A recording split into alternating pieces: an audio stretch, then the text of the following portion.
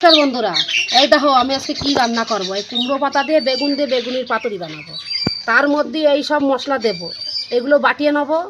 এই আদা, লঙ্কা, জিরে, শুকনো লঙ্কা বাটবো। আর এই যে ধনিয়া পাতা কুচিয়ে রাখছি, ও এই যে হলুদ, লবণ, চিনি আর গুঁড়ো মশলা দেবো।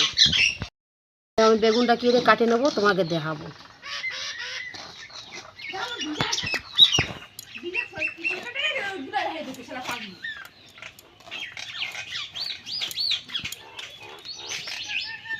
একটু বেগুন আমি এই যে কাটিয়ে নেবো, ভাজা খাবো এখন এইগুলো দিয়ে।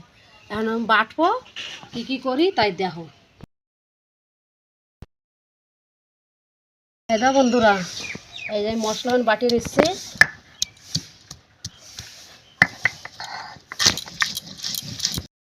মশলা বাটা এই যে হয়ে গেছে, আমি এই যে নিয়ে নেব। এর মধ্যে আমি সব কিছু দিয়ে আস্তে আস্তে মিশাবো। একটু হলুদের গুঁড়ো দিয়ে দেবো, স্বাদ মতো লবণ দিয়ে দেবো, এই চিনি দিয়ে দেবো, এই যে ধনের গুঁড়ি, গোলমরিচের গুঁড়ি, একটু গরম মশলা আর একটু এই যে কাশ্মীরি লঙ্কা দিয়ে দেব। এই ধনে পাতা কুচো রাখলাম, এই যে দিয়ে দিচ্ছি।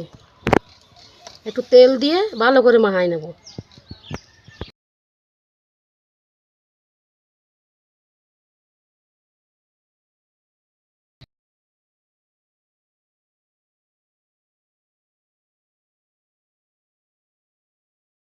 এভাবে নিবা, এই যে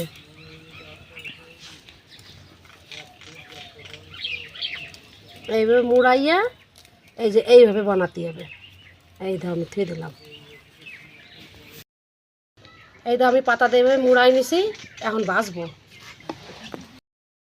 এই যে আমার পাতুরি দেখছো, এই দাও, এই যে আমি নামাই নিচ্ছি, এখন হয়ে গেছে।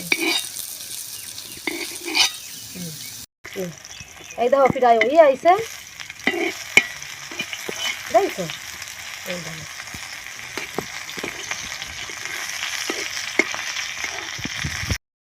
দিচ্ছি আমি।